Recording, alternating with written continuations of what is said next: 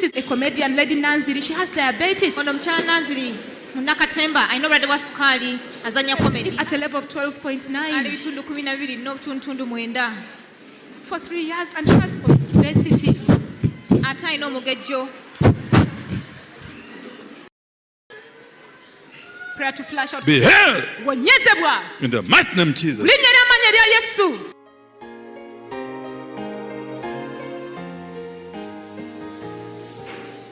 I did not expect this.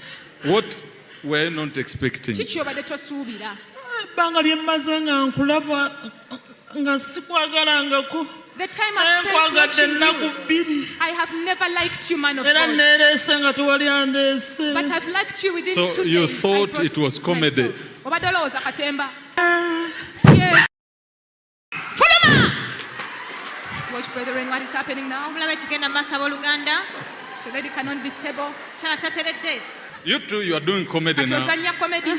Right now, are you in the comedy now? Tozanya. Nze Nanziri Annette, comedian, film star. I'm the well-known Azanya comedian. ebina Uganda ku Bukedde.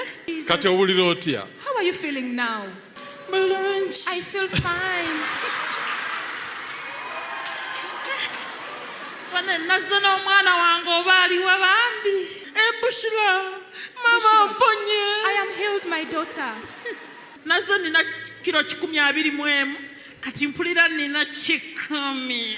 I came with 121 kilos, but apparently I feel like Bushra tokaaba. I'm having Ne 100 school kilos. fees tugenda zifuna. Sikwagalangako. Pastor, I Era have nze nga never nkuulira liked nga you. tubeerayo. Baalabiddawo nga ngamba omwami wange nti ŋŋenda n'agamba nti tosobola olimba. Ne mugamba ŋŋenda era twakedde essaawa 10. Bane mwenna mbaagala nnyo. Tuli mu kintu. Man of God, I have never liked you. But it was surprising 2 days ago when I told my husband that I've made up my mind to go to the Kakande ministries. Nabbi bw'abadde ansabira kamunguluze. Kamunguluze aba mungi nnyo nnyo wakoonako katono owuliranga gwe bakubye bazzuka. When the man of God was praying for me, I felt like a very strong wind throwing me down. I felt a lot of dizziness. But right now, I'm totally healed. Special prayer for this young lady, the daughter of our mama here. Muwala w'omukyala ono Nanziri yasabirwa. There was a time she could fear in the bed. Waliwo ekiseera bwe yatyanga mu buliri. Nakati akyatya. It is true, man of God, up to date, she fears to sleep alone. It's true. Atya buti nangamba naloosa ebintu, naloosa emisota nga 10, buli kaseera yaba nti ayagalangako. Man of God, what you've said Atya is mu buliri true. okusula My mu daughter yekka. is so fearful. At times she gets bad dreams of snakes. Ono ye mulenzi wange taata w'abaana. This is my dear husband, the father of my children. Naye omulenzi wo taata w'abaana. But your dear husband, the father of your children. Okimanyi nti yatuuka ekiseera Do you n'akomplaininga. know that a time came and he started complaining? Naye tobaawo. But you're not always Era present. yakomplaininga nnyo naye ate munnange. Nja kutandika okubeera I'll start banoonya being there ssente for z'abaana. You know, I always Kya look for money. complaininga. That's the complaint he has. This land where you want to build houses. Ettaka lino woyagala okuzimba amayumba. Liri mpigi naligula. Man of God, it's true. It Anti is in ndirengedde. PG. I bought it. Ng'onoonya ssente okuzimbamu amayumba gasosa 3 n'oyagala I've n'ennyumba seen you looking ey'okuna. for money Kyekyo and you want to musajja wa build Katonda. 3 houses, then the 4th one. Nze manyiyo. Do I know them? Tomanyi ate sinange kennyini mbadde sikumanyi nga tomumanyi nange nga sikumanyi. You don't know me and I don't know Ettaka you. liri mpigi. Emitwalo 5 Give me agende. 5,000. Tekisoboka.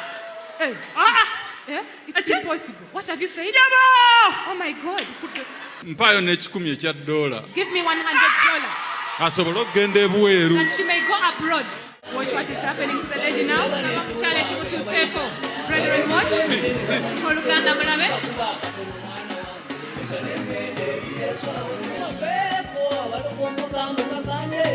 agenda mu mazzi omusajja akola Yesu bye mugamba kugaba n'okuwonya ndagata Yesu nabyansi tebakikulimba oba yaye bennyini Yesu yalina omukisa ogufuna buli kalungi kubanga yafuga olw'okwagala okungi Yesu kweyina gy'oli n'abiwa kakanda abikugabira kwebo oba nekyotolina kusinagoga wakule Kati ekikumi eyo tiketi kutwala The bweru. $100 is the ticket to take you abroad. Olinye ku